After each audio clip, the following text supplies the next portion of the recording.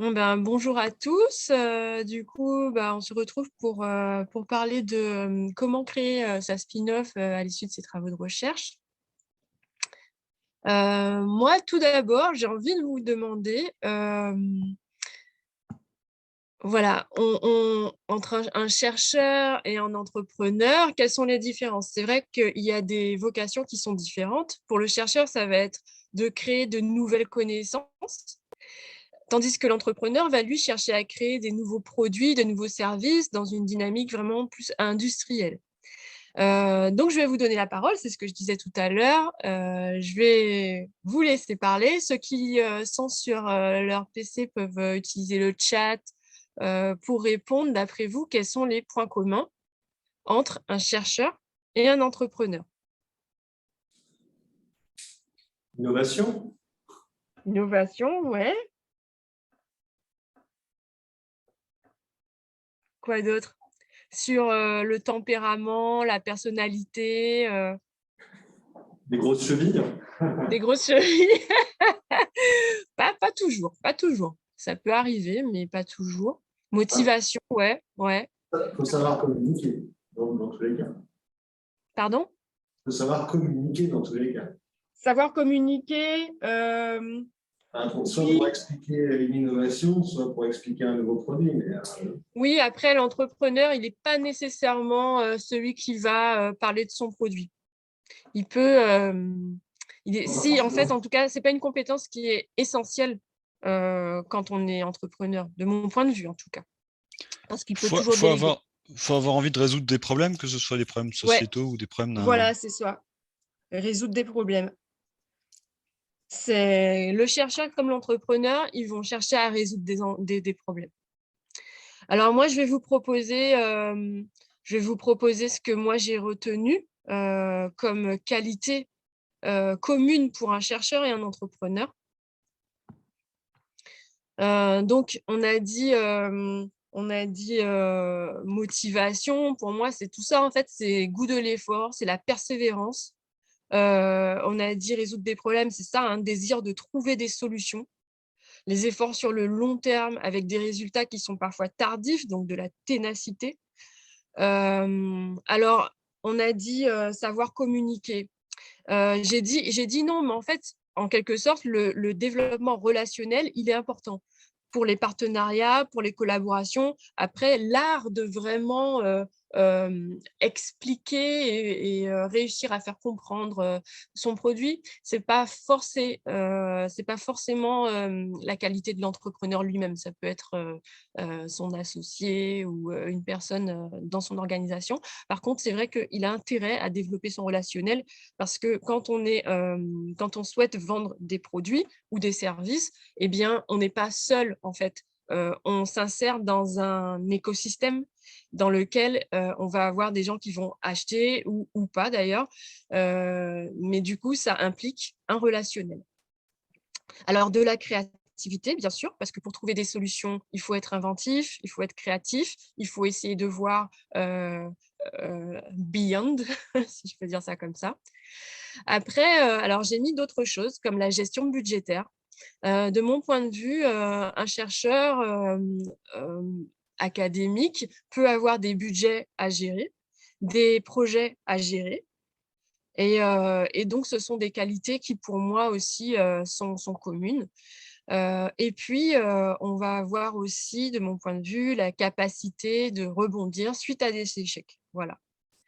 Donc là, j'ai mis juste voilà, quelques qualités communes. Ah, on peut en trouver d'autres, mais de mon point de vue, il y a vraiment, vraiment, vraiment beaucoup de points communs entre la dynamique du chercheur et celle de l'entrepreneur, même si leurs vocations sont pas exactement les mêmes.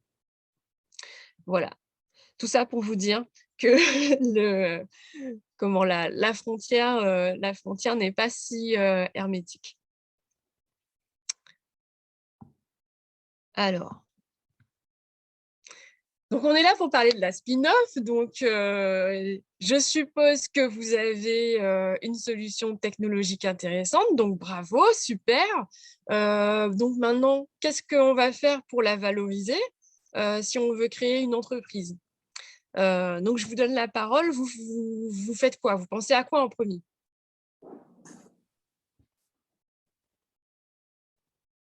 Un business plan. Un business plan, ouais, c'est bien. Et trouver des sous pour se lancer accessoirement. Trouver des sous. Investisseurs ou des investisseurs. Ouais. Ça intéresse du monde, s'il y a des clients intéressés, ce genre de choses. Des clients. Ouais. Peut-être apprendre à communiquer, à vendre son idée, c'est un peu ce que je disais déjà tout à l'heure, mais avoir une très bonne solution technique, c'est chouette. Savoir si ça va résoudre des problèmes concrets auprès de clients potentiels, c'est mieux. Et on peut avoir la meilleure techno du monde si on n'arrive pas à la présenter de manière convaincante et trouve son intérêt, on n'y arrive pas, quoi. Préparer son pitch, donc. Oui, absolument. C'est mieux dit. Faire un premier prototype réaliste, genre, je ne sais pas si c'est systématique. Mais... Ouais, c'est ça, les MVP. Ou peut-être chercher à protéger son idée aussi. Exactement. Ça fait partie des premières étapes. Protéger son idée. Donc, on va regarder tout ça ensemble. En tout cas, je vais faire une présentation rapide. Du coup, je me présente pour ceux qui ne me connaissent pas. Je m'appelle Émilie Bosc, donc je suis issue du labo de l'IETR à l'INSA de Rennes. Donc, j'ai une double formation scientifique. J'ai aussi un master en économie, en valorisation de la recherche et innovation. Voilà, j'ai aussi de l'expérience en financement de l'innovation et je suis à mon compte depuis 2019. Je conseille des porteurs de projets, des startups, des PME sur voilà, le management de l'innovation et de la recherche. Mon objectif, c'est d'améliorer les performances de R&D, de fluidifier les développements au sein d'une équipe de R&D. Voilà, pour synthétiser. Et voilà, pour mon parcours, pour ceux qui me connaissent un peu, vous savez que j'ai travaillé dans la recherche académique, j'ai enseigné un peu, je suis passée dans le privé et puis ensuite, j'ai fait du conseil en financement de l'innovation jusqu'à ce que je me lance pour conseiller voilà, moi-même avec ma vision les porteurs de projets. Voilà. Alors, on va maintenant regarder ensemble tout ce qu'on a dit au début. On va essayer de regarder un peu dans le détail, mais avant, je voudrais qu'on pose des bases de lexique pour qu'on soit certain de parler des mêmes choses. Quand on parle d'un projet de R&D ou un projet innovant, de quoi est-ce qu'on parle exactement? Eh bien, on a des définitions. On a le manuel de Frascati qui nous explique que la recherche et le développement, la R&D expérimentale, au sens du manuel Frascati, donc ça englobe les travaux de création qui sont entrepris de façon systématique dans le but d'accroître les connaissances. Donc, les connaissances de l'homme, de la culture, de la société, etc. Donc, quand on parle de recherche, on est vraiment sur la création de connaissances.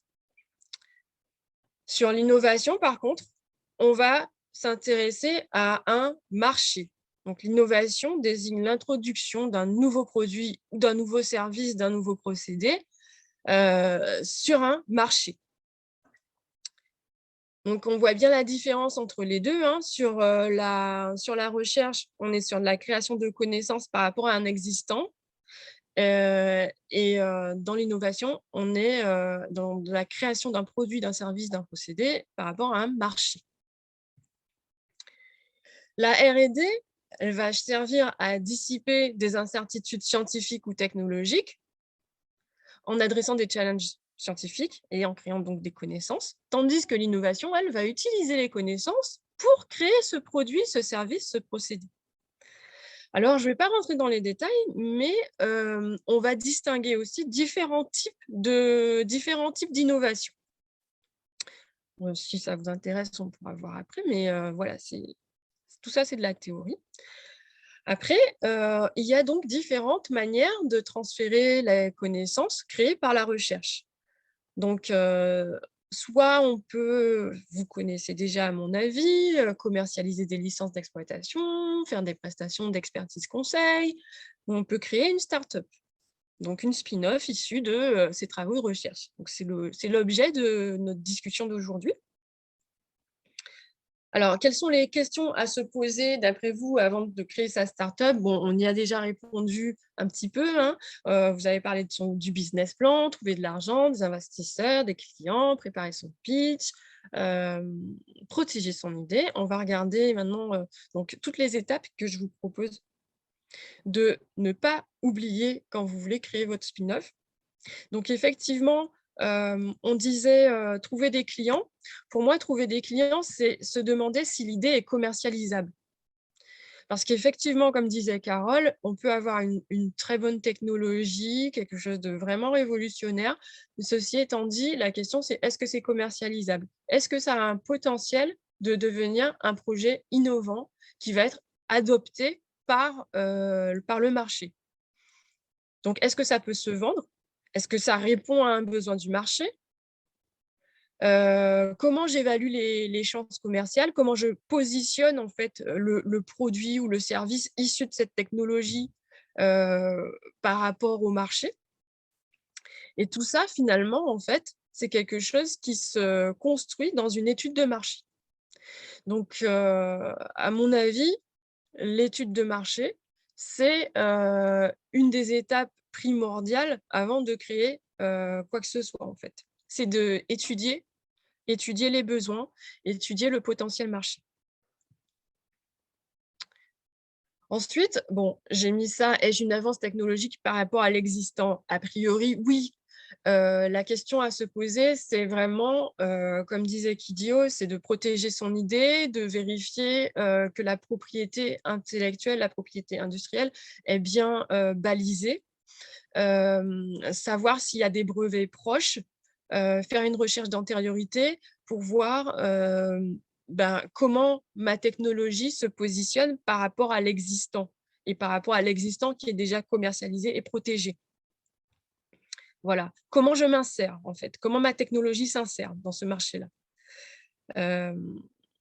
Après, il y a aussi d'autres questions qui sont normalement, enfin en général, quand mes recherches en fait sont issues du laboratoire, il y a des chances que la propriété intellectuelle appartienne au laboratoire. Et donc, à ce moment-là, il faut aussi réfléchir à comment je vais pouvoir exploiter cette technologie que j'ai développée en accord avec mon laboratoire. Donc, réfléchir à un accord de transfert, une licence d'exploitation. Voilà. Enfin, se demander si c'est rentable. Parce que je peux avoir un besoin, je peux trouver un besoin dans le marché, ouais, je peux trouver une cible. Ceci étant dit, si mon modèle économique, la manière dont je veux vendre cette technologie n'est pas compatible avec ma cible, ça ne marchera pas. Donc ça, c'est encore une autre question. C'est la question du modèle économique, c'est la question de comment je gagne de l'argent avec ça d'une manière réaliste. Pour rappel, le but d'une entreprise, c'est d'être rentable et pérenne.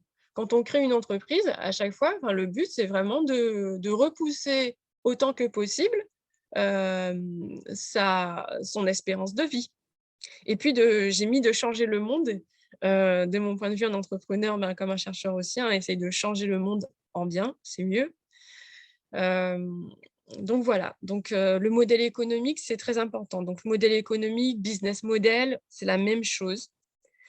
Et à ne pas confondre donc avec, on va en parler tout à l'heure, le business plan. Le modèle économique, c'est la stratégie économique pour générer des revenus. C'est vraiment, il faut se dire, modèle économique, c'est comment je gagne de l'argent. Donc, j'espère que cette image-là, j'ai mis cette image en fond, va bien marquer pour faire la différence entre les deux. Le modèle économique, c'est comment je gagne de l'argent. Donc, qu'est-ce qu'il doit comporter, ce modèle économique? Eh bien, la description de la création de valeur, la présentation de la valeur à ma cible et les coûts et les revenus que j'ai prévus. Alors, il y a différents types de modèles économiques. Le modèle low cost, c'est un positionnement. À chaque fois, c'est des positionnements différents par rapport à un marché, par rapport à une concurrence. Il y a le freemium, la vente croisée, ou la vente croisée, c'est un peu comme chez Apple, finalement, où vous allez avoir plein d'accessoires en plus d'un produit ou service de base, en fait. La vente directe ou la vente shop in shop, c'est-à-dire que votre produit n'est accessible que dans une boutique, que dans un point de vente donné.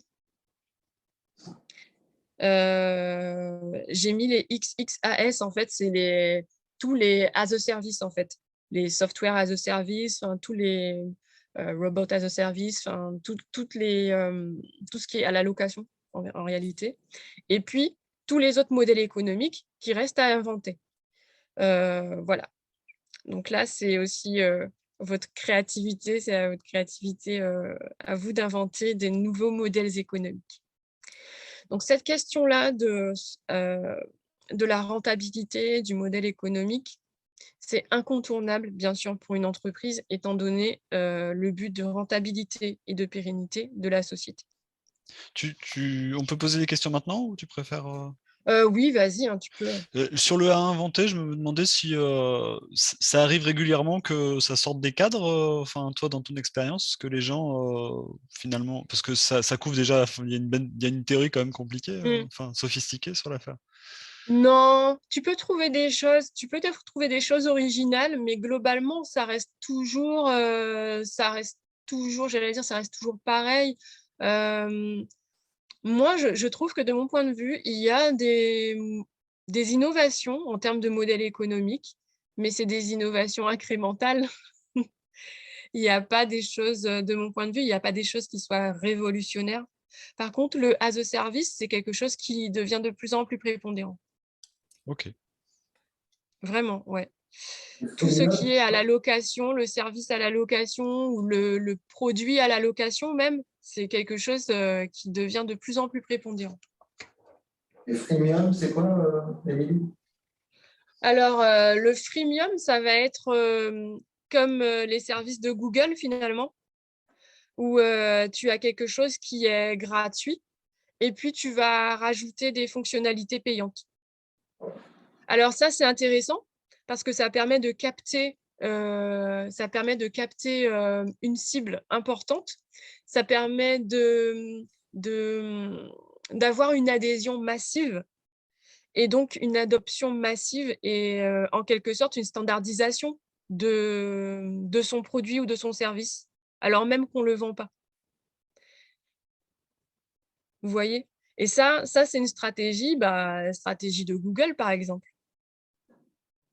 Et leur rentabilisation se fait dans un second temps. Exactement. Mais c'est un modèle économique. C'est quelque chose qui est réfléchi. Et est-ce que c'est vraiment toujours réfléchi ou est-ce que c'est pas un peu des fois on cherche d'abord à obtenir Mon impression, c'est que des fois, c'est juste on essaie d'obtenir d'abord cette base et ensuite, une fois qu'on a suffisamment ratissé large pour étouffer les concurrents potentiels, je pense notamment à Blablacar en France aussi qui a fait comme ça, à ce moment-là, on se dit, OK, maintenant qu'on est incontournable, comment on rentabilise, quoi? Est-ce que ça peut se faire vraiment? Je ne suis pas convaincue. Ouais, non, je ne suis pas convaincue que ce soit… peut-être je me trompe, mais je ne suis pas convaincue que ce soit par tâtonnement. À mon avis, en tout cas, les GAFA ont bien compris qu'il y a vraiment beaucoup d'argent à se faire sur les données. Et le fait qu'on ait des services comme ça en freemium, pour nous, ça nous semble gratuit, en tout cas les quelques fonctionnalités gratuites, mais quelque part, en fait, il y a une récupération de données, d'observation de nos comportements qui sont monétisés et qui sont valorisés dans des analyses, voilà, je disais des analyses de comportement pour créer des nouveaux produits. C'est comme ça que ça se passe. Je pense par exemple à Instagram. Si vous connaissez, si vous utilisez Instagram, c'est gratuit. C'est gratuit, je peux publier, c'est gratuit, mais en réalité, moi, je travaille pour Instagram quand je publie. je lui crée du contenu et ça lui appartient. Ensuite, quand je veux faire de la pub sur Instagram, bah, je suis obligée de payer. Ah ben oui. Et ça, en fait, je pense pas qu'Instagram se soit dit tiens, je vais faire ça comme ça au début et puis on va voir. Non, à mon avis, ces gens-là ont bien compris la valeur monétaire des données. Voilà. Après, rien n'empêche, quand on crée sa société, rien n'est jamais figé. De mon point de vue, rien n'est jamais figé. C'est-à-dire, on peut partir sur un modèle économique et se rendre compte que ça ne fonctionne pas. Et heureusement qu'on se rend compte que ça ne fonctionne pas pour basculer, faire un pivot soit sur le modèle économique lui-même, soit sur la proposition de valeur, le produit ou le service. Donc, rien n'est irréversible en réalité. La force, finalement, quand on crée son entreprise, quand on est à la tête de son entreprise, c'est de pouvoir se remettre en question. Alors, je disais le business model. Alors voilà, vous avez peut-être déjà vu des choses comme ça. C'est un outil qui permet, c'est le Canva du modèle économique, c'est un outil qui permet de clarifier sa pensée sur son modèle économique. Donc, on va avoir plusieurs briques qu'on remplit. Alors, ne vous attendez pas sur les descriptions qu'il y a dedans parce que c'est du bidon, juste uniquement les titres. Donc, on va avoir une case, par exemple, pour tout ce qui est partenaire. Donc, l'idée, c'est d'identifier qui seront mes partenaires dans le cadre de cette activité entrepreneuriale. Quelles seront mes activités, le bloc activités. Quelles seront mes ressources dans le bloc ressources. Quelle est la valeur que j'apporte dans le bloc valeur. Quelles sont les relations. Quels sont mes canaux de distribution, mes canaux de communication et de distribution. Et qui sont mes clients. Et puis, d'un côté, quels seront mes coûts et quels seront mes revenus. Ce Canva-là, si vous avez probablement déjà vu ça, ça permet de clarifier dans un premier temps ces premières idées. Voilà. Un autre outil, c'est le SWOT. Je pense que vous avez aussi certainement déjà vu ça. C'est le tableau des forces, faiblesses, opportunités, menaces, dans lequel vous allez faire le bilan de toutes vos forces, vos faiblesses, vos opportunités, vos menaces par rapport au marché. Alors, je ne m'attarde pas trop dessus, mais par exemple, les forces, ça va être quelles sont mes capacités d'innovation, en quoi la qualité de mon produit sera meilleure, en quoi je serai plus compétitif. Les faiblesses, ça va être si j'ai une dépendance par rapport à un fournisseur, etc., etc. Donc là, vous avez, je ne vais pas trop commenter celle-ci. Donc après, quand on a cette idée de notre business model, de notre modèle économique, l'idée, c'est de réaliser le business plan. On en a parlé. Donc le business plan, à ne pas confondre avec le business model, avec le modèle économique. Le business plan, c'est bien le document. Il s'agit bien du document, du dossier papier ou numérique, du dossier qui va présenter ma stratégie et tout ce que ça implique du point de vue financier pour les années à venir. D'accord ? Donc, en gros, il va traduire le modèle économique en une série d'actions stratégiques que je vais mettre en place pour atteindre mes objectifs de chiffres. OK ? Qu'est-ce que je voulais dire par rapport à ça ? Ouais, on est dessus. OK.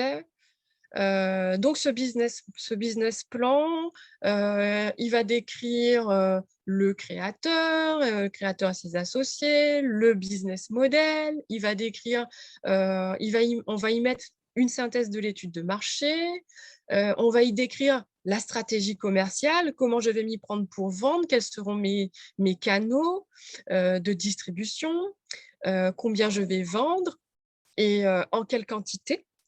Les prévisions financières sur 3 ans. En général, on nous demande sur 3 ans. Après, ah oui, voilà, c'est ça que je voulais dire. Et puis, le choix de la forme juridique. Alors, ce que je voulais vous dire, c'est que le business plan, à mon avis, il ne faut pas faire l'impasse dessus. C'est quelque chose qui prend du temps à faire. Ceci étant dit, une fois que c'est fait, ça permet d'accéder aussi à plein d'autres leviers. Une fois que ce dossier-là est fait, je peux aller voir un financeur, public ou privé, avec ce dossier-là. Tout y est décrit pour convaincre mon financeur de m'aider. C'est aussi un document qui va être exploitable dans le cadre d'une recherche d'associés, de partenaires, quand je vais aller voir ma banque aussi pour demander un prêt. Et que je vais pouvoir aussi valoriser tout ce que j'ai écrit dedans dans des demandes d'aide, des demandes de subvention, parce que dedans, toute ma stratégie, toute ma vision, en fait, ils sont décrites. Après, je mets aussi une nuance là-dessus, parce qu'un business plan, c'est quelque chose qui évolue. Ça évolue, bien sûr, avec l'entreprise. C'est-à-dire, voilà, au début, à la création de mon entreprise, j'ai peut-être une idée de comment je vais vendre. Ceci étant dit, ça ne va pas forcément se passer comme j'avais prévu. Et du coup, ma stratégie va évoluer au fur et à mesure. Ce n'est pas figé non plus. Voilà. Il y a une question là sur business plan. N'hésitez pas à m'interrompre si vous le souhaitez, parce que je veux vraiment que ce soit en mode discussion. Moi, j'ai peut-être une petite question, c'est ce genre de choses, je pense que c'est illusoire de se dire qu'en sortant avec un labo de recherche, etc., c'est pas quelque chose qu'on peut faire seul, a priori. Par qui, pour établir ce genre de document, par qui est-ce qu'on peut se faire accompagner? Alors, je vais vous mettre à la fin une fiche récapitulative avec qui je vois, qui va m'aider pour quelles étapes. Parfait. Voilà, parce que je suis d'accord avec toi. En plus, surtout quand on a une appétence majoritairement plutôt technique, le business plan, c'est peut-être pas ça qui va nous intéresser le plus, parce que il va y avoir une partie, bien sûr, essentielle, qui est la partie économique. C'est pas forcément notre on va dire, ni notre appétence, ni notre point fort. Donc, oui, il faut peut-être se faire accompagner là-dessus. Après, c'est pas sorcier non plus, hein. On y arrive. Donc, quand même, pour répondre à ta question, il y a, je vais vous dire ça tout à l'heure, mais il y a des modèles qui existent. Il y a aussi des plateformes sur la BPI, sur le site de la BPI France, sur le site de la CCI, qui permettent d'avoir comme un template, en fait, où vous allez remplir au fur et à mesure chaque on va dire chaque partie de ce business plan, d'une manière assez guidée, en fait. Donc, du coup, ça peut se faire seul. Ça peut se faire seul. Ça peut aussi se faire accompagné avec un cabinet de conseil, par exemple. Mais ça peut tout à fait se faire seul. Alors, développer sa spin-off issue de la recherche, maintenant, donc les 3 fondamentaux de mon point de vue. Premièrement, l'écosystème R&D innovation. Comme je le disais, quand on rentre dans une dynamique commerciale, il faut s'insérer dans un écosystème, il faut connaître son écosystème et il faut le choisir d'une manière pertinente par rapport à sa technologie. L'équipe également est fondamentale, et puis les financements. Alors, effectivement, quand on a demandé tout à l'heure à quoi il fallait penser, j'ai entendu personne qui m'a parlé de l'équipe, et pourtant c'est aussi fondamental. Ça va avec les financements, je suis d'accord, mais c'est aussi fondamental. Alors, on va voir ça dans le détail. L'écosystème. Alors, j'ai une idée, je vois comment je vais faire pour y arriver, pour gagner de l'argent, etc. Ceci étant dit, si je suis seule, je risque d'avoir besoin d'aide. Là, je vous donne quelques exemples de sociétés. Alors, c'est des sociétés quand même ligériennes pour le coup, qui fonctionnent bien, qui lèvent des fonds, qui ont une bonne croissance et qui se sont bien insérés dans leur écosystème. Alors, Elwave, c'est une société qui crée des solutions technologiques, des sous-marins qui utilisent, comment on appelle ça, des propriétés électromagnétiques pour se positionner, pour se repérer dans les fonds marins.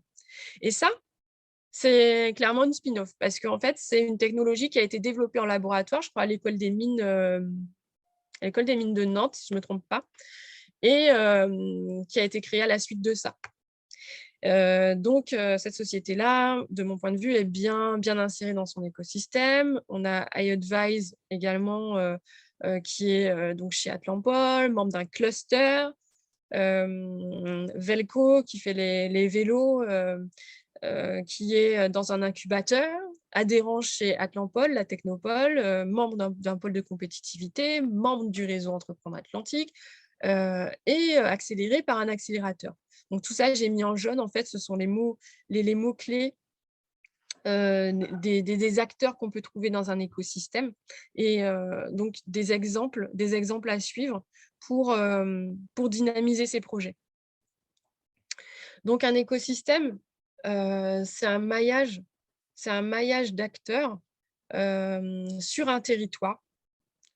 Quand on parle de territoire, eh bien, en général, les territoires répondent à une logique.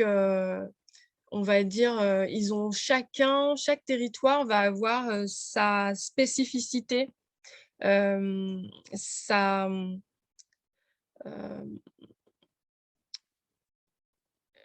comment je vais dire ça, va avoir des domaines, voilà, des domaines d'activité spécifiques. Par exemple, dans l'Ouest, on sera beaucoup, voilà, sur tout ce qui est traitement d'image, traitement vidéo, tout ce qui est numérique. Sur d'autres territoires, on sera plutôt sur tout ce qui est agroéconomie. D'autres territoires, ça va être plus tout ce qui est cosmétique. Chaque territoire a sa spécificité. S'inscrire dans un écosystème, c'est s'inscrire sur un territoire pertinent par rapport à son projet. Ensuite, les acteurs, ils sont divers. Ils peuvent être privés, ils peuvent être publics. Ils ont différents modèles économiques. Je vais vous en parler aussi tout à l'heure par rapport à tout ce qui est incubateur, justement. Et puis, ils sont complémentaires. À côté, donc je vous ai mis voilà, un petit résumé de tous les acteurs qu'on peut trouver dans un écosystème, donc que sont les pôles de compétitivité que vous connaissez probablement si vous êtes déjà dans des projets collaboratifs, par exemple. Les incubateurs, les pépinières, les accélérateurs. On a aussi les financeurs, les laboratoires, bien sûr, les technopoles, technocampus, les SAT, avec lesquels j'imagine que vous interagissez déjà pour tout ce qui est transfert de technologie. Et puis les clusters économiques, hein, où ce sont des groupes d'industriels sur un secteur d'activité. Il ne faut pas négliger non plus. Parce que c'est là qu'on va trouver potentiellement nos partenaires, nos fournisseurs, nos clients, nos ressources humaines également, d'où l'importance de bien s'insérer, voilà, dans son écosystème. Alors, je vous ai donné un exemple, j'ai gardé la slide de l'exemple ligérien, après on pourrait faire la même chose pour l'Ouest, hein. Mais voilà, en gros c'est les mêmes choses que ce que je vous disais là. Je pense que je vais vous faire le détail tout à l'heure, mais est-ce que déjà vous voyez la différence entre un incubateur et un accélérateur? Non. Un incubateur, ça va être pertinent de travailler dans un incubateur, avec un incubateur, lorsqu'on est au tout début de son projet. Tandis que l'accélérateur, ça va être pertinent quand on est proche de la phase d'industrialisation. C'est vraiment pour accélérer l'accès au marché à ce moment-là. Et concrètement, c'est quoi la différence? C'est qu'il y en a un qui va peut-être financer, donner des locaux, l'autre il va plutôt donner un portefeuille de clients potentiels. Enfin, qu'est-ce qui Eh ben, par exemple, si je prends l'exemple de Axandus, qui se trouve, Axandus, ils ont plusieurs locaux d'ailleurs, hein. Il y en a un près d'ici, là, près d'où je suis, à Carquefou, mais il y en a aussi ailleurs en France. Eh bien, ils vont donner la possibilité aux porteurs de projets de tester leur prototype avec leur matériel, leurs équipes de production. Donc, ils vont vous donner accès à leurs ressources finalement pour aller plus loin dans la conception de votre produit. Et puis, ils vont vous donner aussi une expertise technique compte tenu de leur expérience sur des produits similaires. Parce que Axandus, par exemple, Axandus, c'est l'accélérateur qui est créé par la société Sercel, si vous connaissez, qui est une société qui crée des capteurs sismiques pour le milieu du parapétrolier. Ils sont ils connaissent bien tout ce qui est électronique embarquée, en particulier si c'est de l'électronique embarquée qui va être à vocation à être dans des milieux marins. Donc, on va avoir des contraintes supplémentaires qui ne sont pas les mêmes que si j'ai un boîtier que je vais mettre, je ne sais pas, accroché sur mon bétail. Ce n'est pas la même chose qu'un boîtier qui va se retrouver dans les fonds marins. Ce n'est pas les mêmes contraintes. Eux, ils vont avoir cette expertise-là. Ils vont vous donner un retour. En gros, oui, c'est ça, ça accélère. Ça accélère vos développements. Ça vous permet d'éviter de faire des erreurs que vous auriez pu faire vous-même et perdre du temps dessus. En fait, ils vont vous faire gagner du temps là-dessus. Voilà. Alors, est-ce que je m'attarde sur les pôles de compétitivité? Je ne sais pas. Là, je vous donne en tout cas, si vous n'avez pas la connaissance de ça, la cartographie de tous les pôles de compétitivité qui existent sur le territoire. Donc, il y en a pas mal. Et chacun, comme je le disais, répond à une logique territoriale, répond à des domaines d'activité spécifiques. D'accord ? Vous connaissez peut-être bien les pôles de compétitivité, hein, je ne m'attarde pas trop dessus, ou non? Ça avec eux régulièrement. Comment? En fait, les pôles de compétitivité, au début, l'impression que ça me donne, donc c'est peut-être une impression fausse, au début, ils avaient de l'argent, maintenant, c'est plutôt des gens qui labellisent pour que d'autres financent, non? Alors, ils ont plusieurs rôles. Et en réalité, quand tu regardes, ils ont aussi des modèles économiques qui sont différents les uns des autres. Parce qu'ils ne vont pas que labelliser. Effectivement, ils vont labelliser et ça va permettre de faire levier pour obtenir des financements. Mais ils vont aussi proposer des prestations intellectuelles, par exemple pour aider à structurer un projet, pour aider à trouver des partenaires, pour aider à créer des projets collaboratifs, etc. Exactement, faire le lien entre les acteurs économiques, c'est ça. Et puis, donc, il y en a qui vont monnayer des prestations de différentes manières, en fait. Donc, ça dépend vraiment des pôles. Ça dépend de leur proposition, de leur offre. Mais voilà. Mais en gros, leur vocation principale, normalement, initialement, c'était d'animer le territoire, en fait, de créer une dynamique pour que les gens se rencontrent.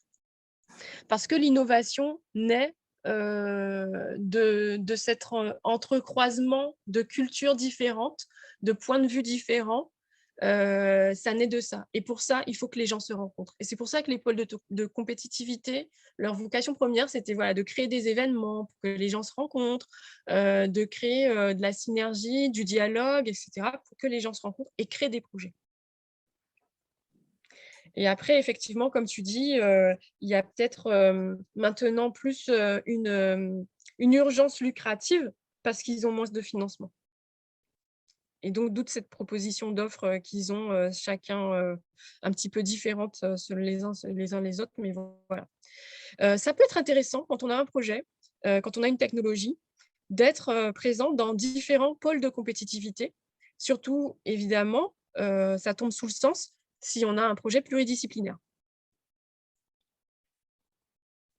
Je sais pas, je vais dire n'importe quoi, mais un projet avec une dimension, je sais pas, de traitement du signal, mais avec aussi une dimension, je sais pas, qu'est-ce que je vais dire? Allez, un rouge à lèvres qui va prendre ma température, j'en sais rien, ou qui va me dire si j'ai un risque de cancer de je sais pas quoi. Ça peut être intéressant d'adhérer à Cosmetic Valley et en même temps à Imagerie Réseau. Voilà. Parce que c'est pas les mêmes communautés et que voilà, le potentiel d'émergence de projets, de trouver des partenaires, il est intéressant. Structurer, alors Wassim me dit structurer les projets, animer, faire le lien avec l'Europe, et oui, émerger de nouvelles thématiques. Tout à fait. Voilà. En fait, bonjour. Oui, bonjour. En fait, juste par rapport au dernier point, en fait, il y a des projets qui sont proposés en croisement de filières, en fait, et on a beaucoup plus de chances d'être accepté, en fait, s'il y a un croisement entre 2 pôles ou voire 3 pôles. Oui. Alors, accepter, tu veux dire labelliser? Parce Alors, en que fait, accepter, pour être adhérent, t'as pas besoin, si tu as un chèque, c'est bon, hein. je veux dire, en fait, ils mettent la Ils vont priorité t'accepter, sur hein. les projets qui sont sur 2 pôles, plus de 2 pôles, quoi. Enfin, plus de 1 pôle. Comment? Excuse-moi. En fait, ils donnent la priorité aux projets qui sont sur plus qu'un pôle, en fait. C'est Oui, des... je veux dire, je pense que là, tu parles peut-être plus de tout ce qui est labellisation ou mise en avant de certains projets. Par Ouais, contre, projet collaboratif. voilà, mais pour ce qui est de l'adhésion, si tu as un chèque, ça suffit. Voilà. Ouais, mais l'adhésion, Voilà, c'est ça. Alors, les SAT, j'imagine que vous connaissez aussi. Vous avez certainement eu déjà des contacts avec West Valorisation. Pour ceux qui connaîtraient moins, les SAT, ce sont donc des sociétés d'accélération de transfert de technologie. L'idée, elle est la même, c'est-à-dire que, enfin la même, elle est un peu différente quand même, mais l'idée, c'est de faire le pont entre les travaux de recherche académique et le marché.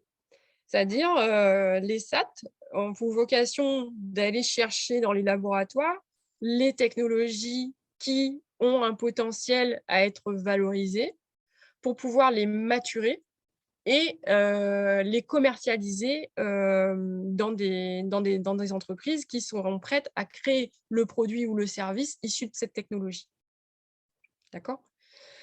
Elles peuvent financer le développement technologique des innovations, elles détectent, elles évaluent, elles protègent, elles conduisent, voilà, elles prennent en charge aussi donc, le financement des patents, des brevets. Et puis, ce qui est intéressant avec les SAT, c'est qu'elles sont toutes connectées les unes avec les autres. Alors, ce que je vais dire ensuite va peut-être moins vous intéresser, mais quand je parle de ça à des porteurs de projets qui ne connaissent pas du tout, je leur dis par exemple, vous avez une idée de produit parce qu'eux, ils sont plutôt bottom-up. C'est-à-dire, ils ont une idée, ils ont l'idée du produit, ils ont l'idée du service, mais ils ne savent pas si une technologie existe déjà. Et ils vont pouvoir s'adresser à n'importe quel SAT, expliquer leurs besoins et les SAT vont se mettre en réseau, en action pour pouvoir trouver la technologie qui correspond le mieux aux besoins du porteur et opérer ce transfert de technologie via, par exemple, une licence d'exploitation. Voilà l'originalité, en tout cas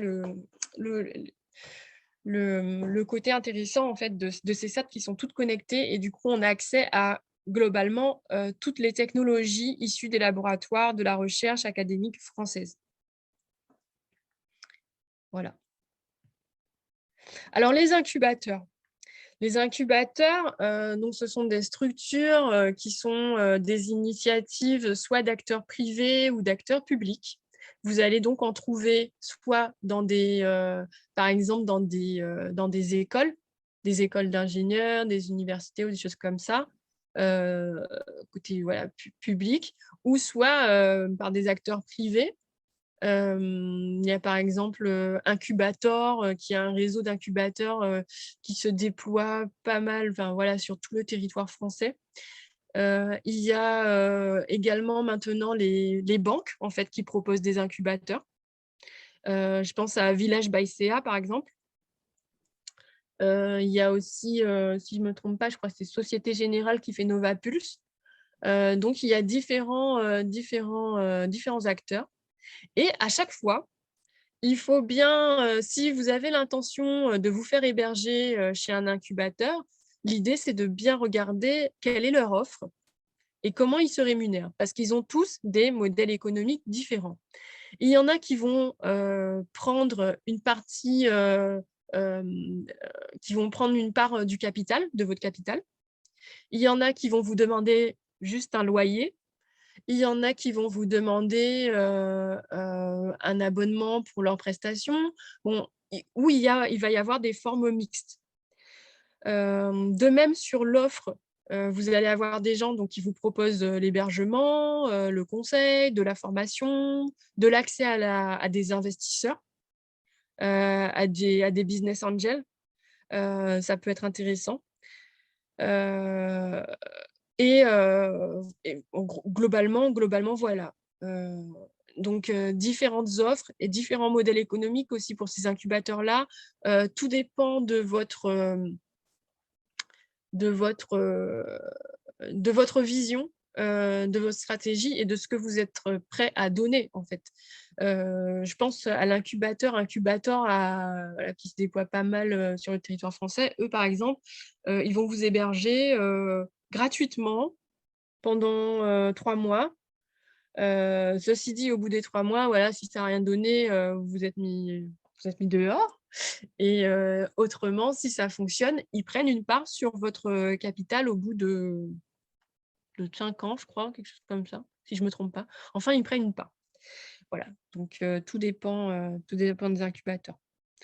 Après, les technocampus, à mon avis, vous connaissez aussi pas mal. Donc, ce sont des plateformes de recherche mutualisées.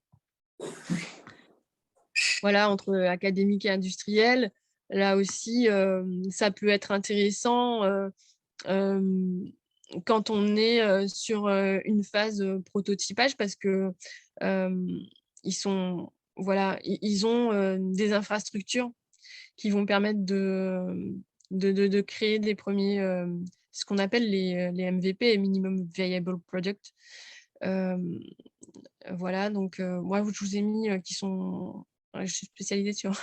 ma maslade, elle est sur la région de Pays de la Loire, donc c'est Solutions Nanco qui gère ça, mais c'est-à-dire c'est la région, en fait. C'est la région. Donc, on doit avoir des choses similaires.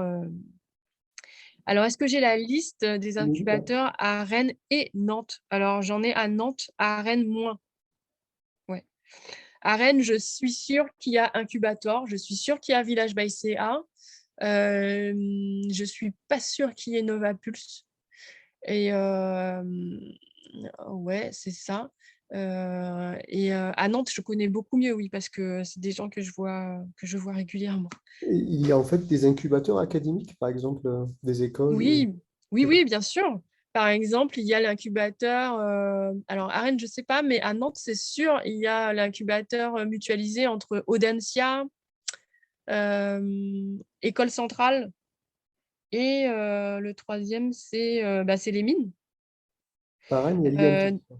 Ouais, c'est ça. Donc, ils ont un incubateur commun et tous leurs alumni ont droit à accéder à ces incubateurs-là. Si vous avez aussi un associé en fait, qui est issu de ces écoles-là, ils ont accès à ces incubateurs-là. D'accord, merci.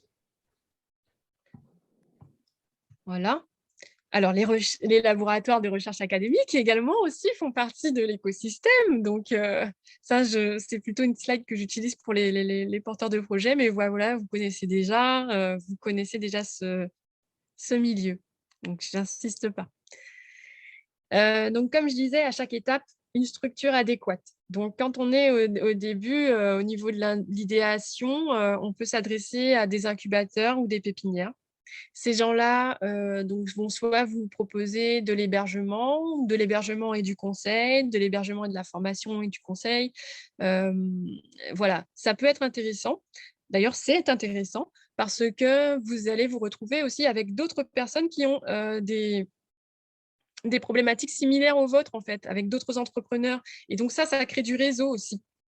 Donc, c'est particulièrement indiqué voilà, de ne pas rester seul quand on crée son entreprise et de s'entourer voilà, de personnes qui rencontrent des problématiques similaires, etc. Et qui peuvent devenir soit nos partenaires, nos clients peut-être. Voilà. Donc, au niveau du concept, on a les SAT, les cellules de valorisation. Alors, certaines écoles ou universités ont leurs cellules de valorisation en interne. D'ailleurs, je ne sais pas comment ça se passe à l'INSA. Vous avez une cellule en interne qui s'occupe de tout ça? Il y a une personne à l'INSA qui s'en occupe, et puis il y a aussi la SAT, quoi. Voilà, sinon la SAT. Quand vous voulez faire des POC, bon, alors j'ai mis les Fab Labs parce que ça peut être aussi des lieux intéressants, les technocampus, bien sûr les laboratoires, les infrastructures des laboratoires. Au niveau proche de l'industrialisation, bien les accélérateurs. Et puis, alors j'ai mélangé un petit peu les lieux et les financeurs. Parce que pour l'accès marché, je vous ai mis BPI France, ADEME, Programme européen, tout ça, qui ont des programmes pour ces problématiques-là également. Voilà. Alors, l'équipe technique, ça me semble aussi important. L'équipe technique, pour moi, c'est le premier actif de la start-up et c'est aussi un critère d'évaluation prépondérant pour les investisseurs. Effectivement, quand vous allez au bout, ce que je vous souhaite, si vous créez votre société, aller lever des fonds auprès d'investisseurs, de business angels, etc. Ce qu'on va regarder certainement au même niveau que l'idée, que le produit, que la valeur commerciale et le potentiel de croissance, eh bien, c'est l'équipe. C'est l'équipe qui tient. Est-ce que le porteur a les reins solides? Quelle est sa personnalité? On regarde aussi la personnalité maintenant. Très important, la personnalité, avec qui le porteur travaille, qui sont ses associés. C'est hyper important. Alors, comment recruter les meilleurs talents? Alors, en termes de recrutement, j'ai mis ce programme qui existe dans les Pays de la Loire qui s'appelle Expérience Recherche Expert. C'est pour voilà, recruter des stagiaires. Je pense qu'il y a des programmes équivalents aussi région de votre côté, Bretagne, Ille-et-Vilaine. En tout cas en Bretagne, il doit y avoir des choses similaires. Et puis, il y a aussi le parcours, vous avez dû entendre parler de ça, c'est tout ce qui est parcours Deep Tech. Alors, on m'a donné le nom de la personne. Je vais vous donner ça tout à l'heure parce que justement, j'ai demandé à Atlan-Paul tout à l'heure parce qu'on en parlait. La personne qui gère ça à Rennes s'appelle... Je vais vous dire ça tout à l'heure. Donc voilà, donc recruter les meilleurs talents, donc le recrutement de salariés, de testifs, de stages, de contrats d'apprentissage. Voilà. Ne pas oublier dans les contrats de travail les clauses essentielles de non-concurrence et puis de propriété des inventions, de confidentialité, etc. Voilà, tout ce qui concerne la propriété intellectuelle et industrielle. Et puis, en tout ce qui concerne les aides et les subventions, eh bien, il y a des appels qui sont communiqués au fil de l'année par les acteurs de l'écosystème qui peuvent être intéressants pour financer des recrues. Alors, qu'est-ce que je disais? Du coup, je vais vous donner le nom de la personne si ça vous intéresse. Parcours Deep Tech, vous connaissez? Ah ouais, non. Ah, je pensais, j'étais sûre que ça, c'était quelque chose qu'on vous avait déjà, décrit. Donc, je vais vous en parler quand même vite fait. Alors, c'est Deep Tech Starter ou Parcours Deep Tech. Et la personne à contacter, c'est Clémence Akaoui. Voilà. En fait, le Parcours Deep Tech, c'est un programme qui est mis en place. Il y a quelque chose de similaire. Ça s'appelle Émergence chez vous. Vous avez ça? Émergence, non? Non. Donc, en gros, c'est un programme qui permet à un porteur de projet issu de la recherche d'un laboratoire ou pas, de trouver des associés, de trouver des recrues. Et là, je vous ai mis une petite capture d'écran, je ne sais pas si vous voyez, zone de matching. En fait, c'est la plateforme qui a été mise en place, qui est gérée par West Valorisation, qui permet de vous mettre en relation avec les personnes qui ont les compétences que vous recherchez dans le cadre du développement de votre projet. Donc, pour trouver un associé, hein, clairement. Ou éventuellement salarié. Mais l'idée de base, pour moi, c'est, en tout cas dans ma compréhension, c'est de vraiment trouver un associé, d'avoir un binôme, parce que souvent, comme je le disais, on a souvent plus une appétence soit technique, soit plutôt économique, d'avoir un binôme qui permet d'équilibrer en fait l'équipe. Voilà. Hop. Vous avez aussi probablement déjà entendu parler du cumul d'activités à temps partiel qui permet dorénavant de mettre à disposition du personnel des laboratoires dans des entreprises. C'est aussi une manière de faire du transfert finalement des connaissances créées dans les laboratoires vers l'entreprise, vers le marché. Ça, c'est récent. Je crois que vous devez probablement connaître déjà. Tu me confirmes, Carole? Je regarde toujours ta tête pour voir si tu... Ouais. Et puis, enfin, donc, je vais vous parler des financements. Alors, là aussi, c'est pareil, à chaque étape, un financement adéquat. Donc, au début, évidemment, vous allez probablement fonctionner sur ce qu'on appelle le love money, tout ce qui est les fonds personnels ou les apports via la famille ou les amis. Ensuite, vous allez peut-être vous attaquer à du crowdfunding avec des campagnes avec rétribution. Donc, voilà. Et puis, au niveau de l'amorçage, vous allez pouvoir accéder à des aides publiques, des subventions ou d'autres programmes d'aide. Il faut savoir que certaines subventions, certaines aides publiques en tout cas, nécessitent que vous ayez des fonds propres suffisants. Notamment avec BPI France. BPI France, ça reste une banque, hein, c'est donc une banque. La banque prête de l'argent à des gens qui ont les moyens de rembourser, quand ce sont des avances remboursables, par exemple. De même, voilà, pour montrer à votre financeur en fait, que vous avez les reins solides, il faut montrer que vous avez des fonds propres. Et les fonds propres, ce sont les fonds que vous construisez justement avec ces fonds personnels, ces apports de la famille, des amis et éventuellement les campagnes de crowdfunding que vous avez réalisées. Ensuite, vous allez probablement vous développer et aller auprès des business angels qui vont aussi vous apporter du coaching, du réseau et de la crédibilité auprès d'autres financeurs pour aller vers du capital risque. Et puis, je vous le souhaite, l'entrée en bourse. Voilà. Voilà, donc vraiment, à chaque étape, il y a un financement.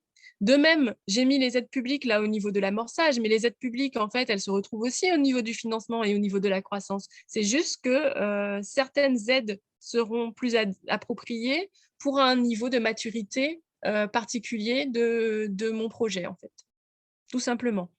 Donc, on les retrouve aussi au niveau développement-croissance.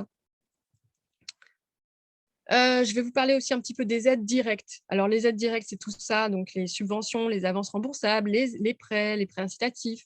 Il y a aussi tout ce qui est commande publique, militaire et civile, la recherche sur contrat, les projets ANR, FUI, PSPC, ADEME, etc., les rapides. Donc, rapide, si vous connaissez peut-être, c'est plutôt avec la DGA. Voilà, les projets Horizon Europe. Et puis, ce que j'appelle les aides indirectes, qui sont plutôt sur tout ce qui est la fiscalité de l'innovation. Donc, vous avez dû entendre parler de ce qui est CIR, C2I, qui sont donc les crédits d'impôt recherche, crédits d'impôt innovation. Alors, ce sont des aides indirectes, oui, parce qu'en fait, ce qui se passe, c'est que vous allez d'abord faire des dépenses. Et puis, si les dépenses sont éligibles, vous allez pouvoir faire une déclaration auprès des impôts. Et seulement après, vous allez recevoir un montant de 30% de ces dépenses éligibles comme crédit d'impôt. Donc, soit comme en gros comme une créance qui sera virée directement sur vos comptes bancaires si vous n'avez pas d'impôt sur les sociétés à payer cette année-là, soit vraiment imputé sur votre impôt sur les sociétés. Mais il y a un décalage. Il y a un décalage parce que vous allez dépenser d'abord l'argent sur l'année N et vous allez recevoir éventuellement votre crédit d'impôt sur l'année N+1.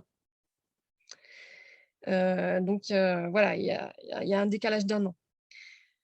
Il y a tout ce qui est jeune entreprise innovante et dans votre cas, probablement jeune entreprise universitaire, qui est un cas particulier de la jeune entreprise innovante. Je vais en parler tout à l'heure. Et puis, tout ce qui est aussi IP Box qui peut vous concerner, qui est aussi un dispositif de fiscalité qui permet de récupérer des crédits d'impôt, oui, c'est ça, sur des frais de propriété intellectuelle, de dépôt de brevet ou de maintenance, etc. Alors, la jeune entreprise universitaire, il y a une question. Ah, d'accord. Au revoir, Jean-Gabriel. À bientôt. La jeune entreprise universitaire, c'est une catégorie particulière de la jeune entreprise innovante. Je ne sais pas si vous connaissez trop ce statut de jeune entreprise innovante, mais c'est un statut qui permet de bénéficier d'exonération fiscale. La première année, ça permet de ne pas payer d'impôt sur les sociétés. Et puis l'année suivante, de payer que 50%. Et puis surtout, d'avoir d'importantes réductions sur les cotisations sociales des salariés. Alors, pour l'instant, vous n'avez pas de salariés, donc peut-être que ça peut paraître nébuleux, ce que je dis là, mais les postes de dépenses sur les salaires sont très importants parce que quand vous payez un salaire, vous payez vos salariés et vous payez aussi d'importantes cotisations sociales.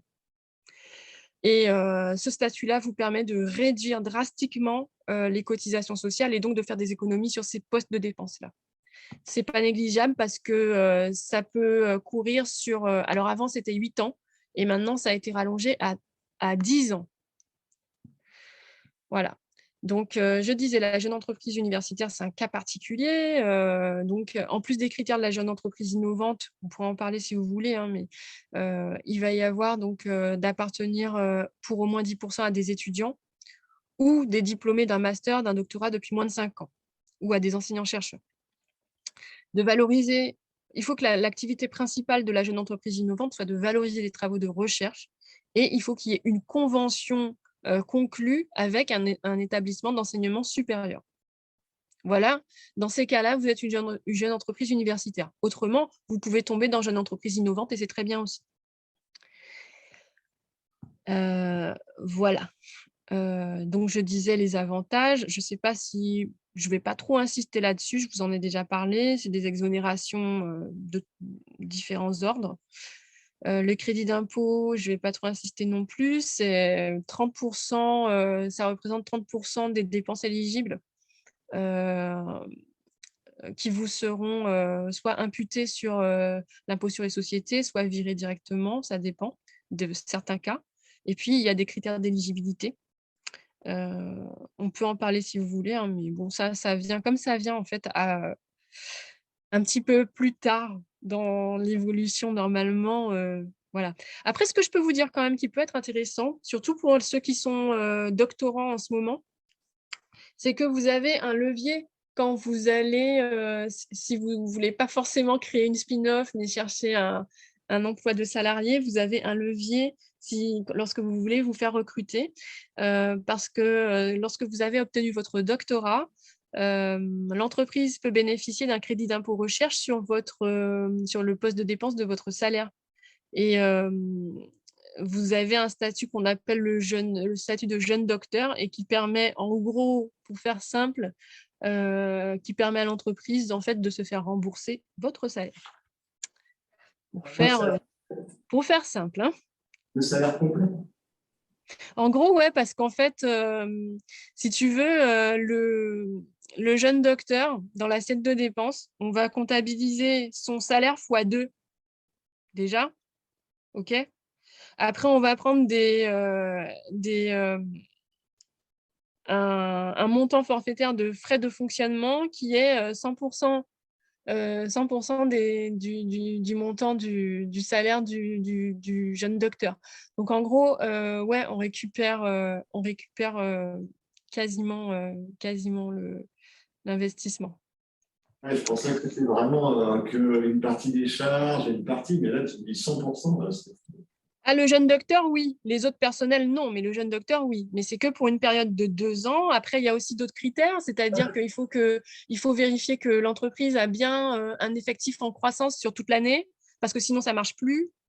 Voilà, il y a quand même des critères à respecter. Mais si l'entreprise a bien respecté tout ça, elle peut avoir cet avantage-là. C'est quelque chose qui a été créé parce que les entreprises avaient du mal et je pense qu'elles ont encore du mal, hein, à voir le bénéfice, l'intérêt d'embaucher un jeune docteur. Donc, c'est une mesure incitative au recrutement de docteurs, tout simplement. Le crédit d'impôt innovation, c'est aussi un autre dispositif qui, lui, porte plutôt sur tout ce qui est innovation. Comme son nom l'indique. Donc là, on va plutôt parler plus de, comme vous avez déjà compris, hein, je vous avais donné la définition tout à l'heure, on va plus parler d'un marché. Je ne vais pas trop insister là-dessus, sauf si ça vous intéresse, vous pouvez me poser la question là-dessus. Hein. Mais voilà, c'est un peu différent, les montants sont différents, les critères sont différents et les dépenses éligibles aussi sont différentes. Voilà. Eh bien, on arrive presque à la fin parce que je vais vous donner le pense-bête que je vous ai concocté là, des étapes. Voilà.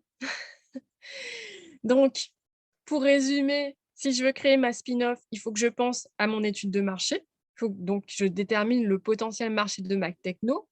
Donc là, qui va m'aider à faire ça? Ça peut être, je peux passer par les plateformes qui sont disponibles sur BPI France. D'ailleurs, sur BPI France, il y a aussi pas mal de formations qui sont vraiment de très bonne qualité, des MOOC qui sont de très bonne qualité, même, je dirais, d'excellente qualité sur tout ce qui est entrepreneuriat. Et vraiment, il y a vraiment beaucoup de choses à apprendre. C'est gratuit, c'est disponible. Il suffit de s'inscrire et de suivre ces MOOC. Et il y a vraiment beaucoup de choses à apprendre. Donc, sans passer par un cabinet de conseil, pour peu qu'on ait le temps et l'envie de passer du temps dessus pour apprendre soi-même. Voilà, sinon, voilà, on peut aussi demander à West Valorisation de nous faire cette étude de marché ou passer par un cabinet de conseil. Pour tout ce qui est la propriété intellectuelle, pareil, passer par West Valorisation, c'est une très bonne idée.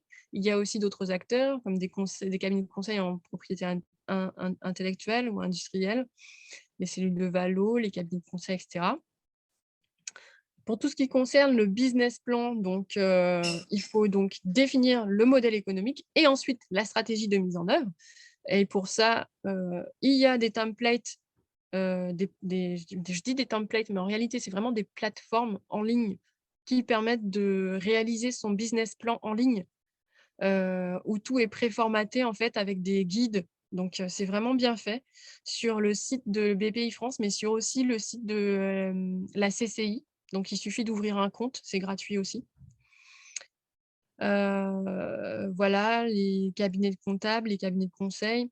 Pour tout ce qui est, toutes ces choses-là, études de marché comme business plan, vous pouvez vous rapprocher de la CCI de votre région et aussi comment participer à des séances de formation. Et en général, ce sont des séances de formation et d'information qui sont gratuites.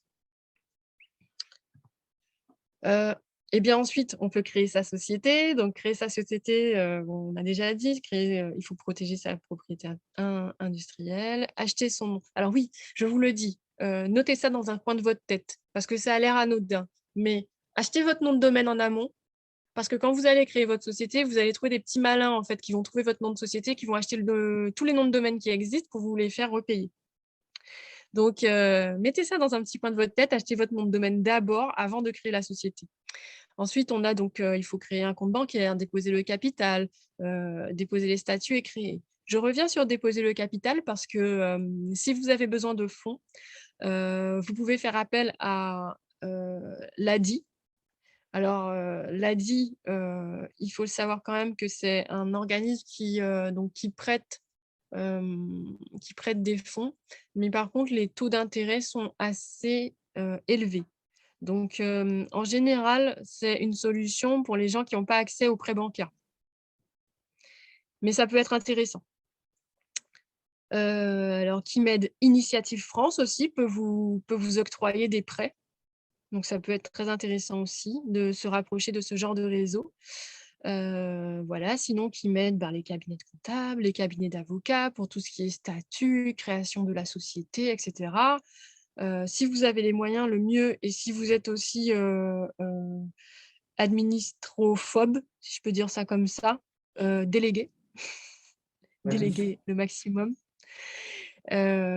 Ensuite, constituer son équipe, ses partenaires, trouver ses associés, ses personnels, tout ça, eh bien, je pense que les pôles de compétitivité les technopoles sont bien placés pour vous mettre en relation avec les bonnes personnes, les bonnes compétences et vous permettre d'avoir accès à des gens aussi qui sont en recherche d'un poste. Voilà. Si je ne dis pas de bêtises, il me semble que, par exemple, une technopole comme Atlampol, mais certainement d'autres aussi, ont une CVTech. Ensuite, on a, voilà, pour tout ce qui est prototypage, tester, développer, eh bien, les technopoles, les incubateurs, et tout ce qu'on... Après, quand on est vraiment proche, voilà, de l'industrialisation, la commercialisation, se rapprocher des accélérateurs, des pôles de compétitivité. On peut avoir accès à des programmes de la part de l'ADEME ou de BPI France ou également de Réseau Entreprendre qui permet d'avoir accès à des aides financières également. Alors, je dis aides financières, il y a des aides financières et des fois, il y a pour Réseau Entreprendre aussi du réseau ou du coaching, enfin du coaching, du mentorat d'une personne voilà, expérimentée qui va pouvoir vous suivre dans vos développements et vous donner des retours et vous allez pouvoir bénéficier de ces échecs passés, de son expérience passée pour aller plus vite, vous aussi, dans vos choix, en fait. Voilà, voilà. Et sinon, alors oui, je me suis dit, bon, alors dans tout ça, ils vont se dire, mais Émilie, dans tout ça, comment elle s'insère là-dedans? Parce qu'on n'a pas vu le logo Elampsys dedans. Eh bien, moi, je me présente comme un partenaire de R&D avec vraiment une vision globale du développement du projet, du fait même de ma formation, puisque c'est à la fois scientifique et économique. Donc, j'ai vraiment cet apport voilà, du point de vue technique. Je vais pouvoir aider une équipe sur du soutien, par exemple, à de la rédaction, de la documentation, de la veille, du mémoire, vraiment des activités comme ça, mais aussi de management, de coordination, de structuration du projet, de mise en place de process, etc. Tout ce qui est aussi fiscalité de l'innovation, CIR, C2I, JEI, aide, subvention, tout ça. Et puis, bien sûr, voilà, l'exposé d'aujourd'hui en est la preuve, c'est ce rôle de médiation que j'ai, donc de mise en relation, d'activation réseau, parce que j'estime que dans un contexte de faire avancer des projets innovants, je ne peux pas juste m'intéresser aux projets, j'ai aussi ce rôle de m'insérer moi aussi dans l'écosystème pour mettre en relation les uns avec les autres et faire avancer les projets. Ça me semble tomber sous le sens. Voilà. Et puis, ça m'arrive aussi de proposer des formations ou un peu comme du coaching pour des porteurs de projets sur des thématiques comme des outils de suivi de R&D, de la méthodologie en gros, de la propriété intellectuelle, du marketing de l'innovation, la valorisation, la communication scientifique, comment on communique, comment on écrit. Voilà, pour résumer. Voilà, j'espère que je n'ai pas été trop longue. Je me rends compte que je n'ai pas demandé combien de temps j'avais. 10 minutes. Mais voilà, si vous avez des questions, déjà merci pour ceux qui sont restés jusqu'au bout, que je n'ai pas perdu. Et si vous avez des questions, je suis à vous. Déjà, merci à toi pour ta présentation. C'était très intéressant et très complet. Je pense que c'est un beau tour d'horizon de toutes les choses. Je veux bien lancer une petite question. Finalement, tu nous as présenté ce qu'il fallait faire. Est-ce que, selon toi, il y a une erreur que beaucoup de gens font et qui est quelque chose qu'il faut absolument éviter et que pourtant beaucoup de gens ont tendance à faire? Ouais, ne pas avoir assez d'ambition. Ah, ok. Alors, pourquoi je dis ça? Parce qu'en fait, il faut voir grand.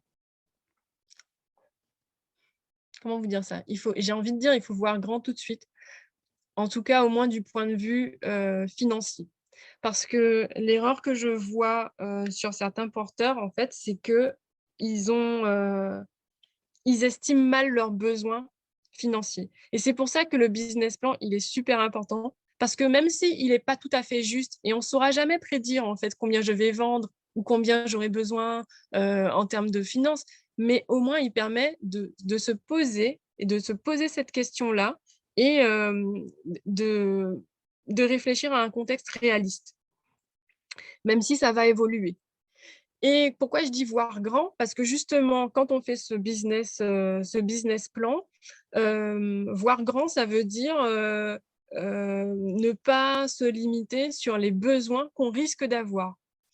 Et ça permet d'avoir une idée de l'enveloppe globale dont j'aurais besoin en termes de financement pour aller voir les financeurs et en demander un maximum, en fait. Parce que le problème, ce qui se passe, c'est que moi, les gens que je vois, ils ont mal estimé, sauf qu'au bout d'un moment, en fait, ils n'ont plus de fonds et c'est à ce moment-là qu'ils vont chercher des aides. Mais le financeur ne va pas les aider puisqu'ils n'ont plus rien, en fait. Vous voyez? Donc moi, ça me semble quand même hyper important et aussi pénible que ça puisse paraître de faire ce business plan. Vraiment, il faut le faire. Ouais, à ce moment-là, si vous ne savez pas le faire, vous n'avez pas envie, ce n'est pas votre truc, il faut déléguer, mais il faut poser un minimum de choses. Ensuite, ce que je voulais dire aussi, c'est que du fait de ce besoin en argent, parfois, en fait, on peut ne pas avoir tout de suite les fonds. Donc, on a estimé grand, on a vu qu'on a besoin de cette enveloppe, mais on ne sait pas comment accéder à ces fonds. J'ai peut-être pas suffisamment de love money et puis malheureusement, pour l'instant, je ne peux pas encore accéder à des aides de PPI France à hauteur de mes ambitions. L'idée, c'est facile à dire, vous allez me dire, mais l'idée, c'est d'être assez créatif pour que dans son développement stratégique, on réfléchisse à une manière de faire rentrer un flux d'argent qui va me permettre d'alimenter en fait mes fonds propres sur une temporalité qui sera plus longue malheureusement que celle que j'avais estimée au départ, mais qui va me permettre d'atteindre mon objectif à un moment ou à un autre de toute façon. Et là encore, on revient à cette qualité de la ténacité. Ça me rappelle quelque chose que tu es en train de dire là, c'est des boîtes qui commencent par exemple en faisant de la presta Oui, sur pour faire rentrer du cash à court c'est terme ça. et pour développer une technologie interne à plus long terme. C'est à ça que tu penses, ouais. C'est exactement ça. C'est exactement ça. Ça veut dire qu'en fait, dans mon business plan, au départ, j'ai réfléchi à un produit ou service, mais ça, c'est mon objectif long terme. C'est voilà, c'est ce vers quoi je veux tendre. Ceci étant dit, pour arriver à cet objectif-là, je suis obligée de me mettre un objectif un peu moins ambitieux au départ, mais qui va alimenter l'objectif principal. Et ça, je pense que c'est important d'avoir ça dans un coin de sa tête et de se mettre une alternative comme ça, parce qu'autrement, ce qui est dommage, en fait, c'est que je vois des fois des porteurs de projets et de beaux projets qui meurent trop vite, en fait. Qui meurent trop vite parce qu'ils ont voulu aller trop vite tout de suite, qu'ils ont mal structuré, mal clarifié leurs idées et peut-être aussi parfois mal structurer leur projet de R&D. Alors vous, dans votre cas, je pense que ce n'est pas quelque chose qui va poser problème, structurer son projet de R&D, parce que vous êtes formé à ça. Normalement, vous avez une vision de ça. Mais c'est vrai qu'il y a des gens qui ont moins cette formation doctorale, cette rigueur, cette méthodologie, et qui ont du mal à évaluer en fonction d'un objectif produit ou service, évaluer les verrous technologiques que je risque d'avoir et en déduire les work packages que je dois mettre en place pour lever ces verrous-là dans un calendrier, une roadmap technologique. Voilà. Alors, il y a une question dans le chat. Ah oui. Moi aussi. Est-ce que vous avez d'autres questions? Moi, j'aurais une question. En fait, par rapport à ce que tu viens de dire, j'ai l'impression que quelque chose qui est difficile, c'est que quand on fait de la recherche, on ne sait pas à l'avance si on va trouver, sinon c'est pas de la recherche. Et du coup, ok, tu fais un plan, tu mets un budget, tu mets une somme dessus pour résoudre un verrou technologique, mais si c'est un vrai verrou, finalement, tu sais pas si tu vas le lever. Enfin, j'ai Non, l'impression que ça se mord un peu la queue par moment, et du coup, il y a le syndrome Elizabeth Holmes, où ok, tu lèves 1 milliard de dollars. À la fin, tu n'as rien qui marche, et on dit maintenant qu'Elizabeth Holmes, c'était une voleuse, mais à mon sens, c'était pas une voleuse, c'était juste une excellente vendeuse d'une idée qui marchait pas encore. Et c'est comment tu te situes là-dedans? Enfin, est-ce que tu arrives à aider les gens à justement nager dans ces eaux troubles-là? Quelle est la alors, méthode pour alors moi, évidemment, ce sera pas mon rôle. Ce sera pas mon rôle de dire, par exemple, ça vaut pas le coup, sauf si j'ai fait une étude exhaustive, bibliographique et de l'existant pour dire que bon, là, c'est quand même un peu chaud. On est un peu loin du point de vue technologique. Ça va nous prendre plusieurs années, plusieurs décennies, je ne sais pas, pour des choses un peu folles. Mais c'est un risque à prendre. La recherche, c'est un risque. Et en entreprise, c'est encore plus, c'est encore plus le cas dans le sens où le porteur de projet donne de lui, de son temps, de son argent. Et parfois, il n'y a pas de résultat. En tout cas, pas ce qu'on attendait. C'est pour ça que des dispositifs comme le crédit d'impôt recherche existent. C'est pour ça que des programmes de subventions qui sont des subventions, qui sont donc pas remboursables, existent aussi, pour peu que le financeur identifie que le porteur a bien un projet qui tient la route, en fait, qui est bien structuré, qui est bien cadré, un porteur qui est bien entouré, qui a des bonnes relations, des collaborations solides avec justement la recherche académique, par exemple. Ok. Tu vois? Ouais. Mais c'est un risque, hein. C'est un risque. Je vois alors, j'accompagne des startups où des fois, les gens, ils ont passé plusieurs mois sur l'exploration d'une piste. En fait, ils se rendent compte que il faut abandonner. Ben, ils ont perdu plusieurs mois. Ils ont perdu plusieurs mois en même temps, oui et non. Ils ont perdu plusieurs mois parce qu'ils ne vont pas pouvoir commercialiser quelque chose derrière. Par contre, ils ont créé une connaissance.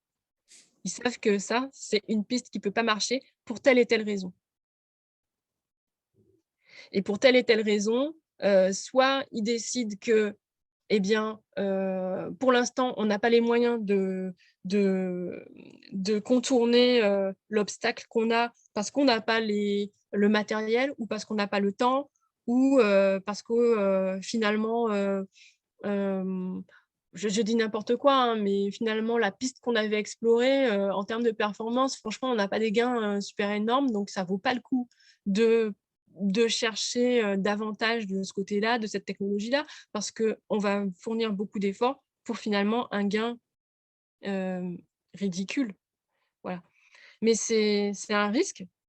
Et c'est pour ça que la plupart des entreprises aussi, j'ai envie de dire, ne font pas de la recherche parce qu'elles ont conscience de ce risque, en fait. Très peu prennent réellement ce risque.